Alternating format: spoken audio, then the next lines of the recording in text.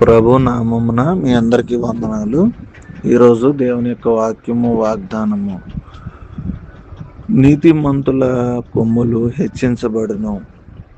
కీర్తన 75:10.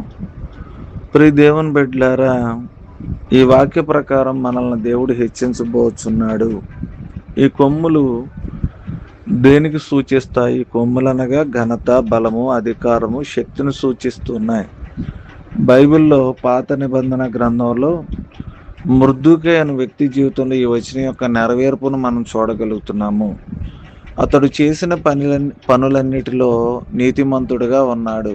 కానీ హామాను అతనికి గుర్తింపు రాకుండా చేయాలని అనుకున్నాడు. అతనే ఘనతను పొందుకోవాలని అనుకున్నాడు. కాబట్టి మొర్దెకైని ఎప్పుడూ పైకి రానివ్వలేదు. హామాను తనను తానే శ్రేష్టమైన వ్యక్తిగా చూపించుకుని ఘనత పొందాలని అనుకున్నాడు. రాజు అతనిని అధికారంలో 2వ స్థానంలో హెచ్చించాడు. కానీ ఒకానొక సమయంలో ఎస్తేరు ద్వారా రాజు అన్నిటినీ తెలుసుకోగలిగాడు. హామాను మొర్దెకైని నాశనం చేయాలని ఏదైతే సిద్ధపరిచి ఉన్నాడో అదే హామాను మీదకు వచ్చింది. రాజు మొర్దెకై యందు ఆనందించాడు గనకనే అతన్ని హెచ్చించి గనపరిచాడు. దేవుని బిడ్డలారా, మొర్దెకై నీతిమంతుడిగా జీవించాడు కాబట్టి నీతి జరిగించినటువంటి ప్రాణాలను దేవుడు జ్ఞాపకం చేసుకుంటాడు. నీతిగా వారు పాపం చేయకుండా ఉన్నటువంటి వ్యక్తులను ఆయన ఖచ్చితంగా హెచ్చిస్తాడు.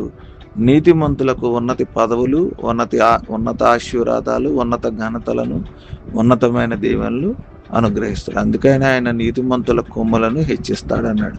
మనం కూడా నీతిమంతులుగా జీవిస్తూ ఈ లోకంలో అవినీతి నుంచి, అపరిశుద్ధత నుంచి మనల్ని మనం కాపాడుకుంటూ దేవుని చిత్తాన్ని చేసి దేవుని ఆశీర్వాదాలు పొందుకుందాం. ఈ కొద్ది మాటలు దేవుడు మన వెనుకల్లో దీవించునుగాక. ఆమెన్.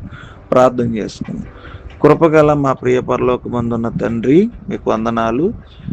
రాత్రంతా కాచారు, ఉదయాన్నే మిమ్మల్ని మరొక దినాన్ని ఇచ్చారు. వేకునే లేచి మిమ్మల్ని ఆరాధించగలిగాం.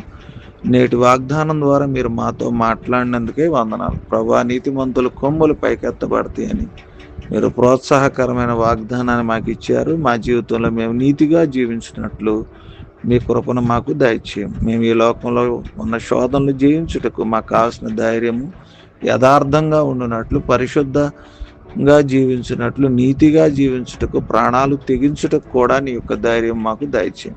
మేము నీలో జీవించినట్లుగాను మమ్మల్ని పైకి లేవనెత్తు, ఘనత బలములు మమ్మల్ని వెంబడించినట్లుగా మీ శక్తి మాకు దయచేయం. నీతిలో జీవించుటకు, మేము కొనసాగించుటకు, మరి ఇతరులను నీతిలోనికి నడిపించుటకు గొప్ప కృపను మాకు అనుగ్రహించుము.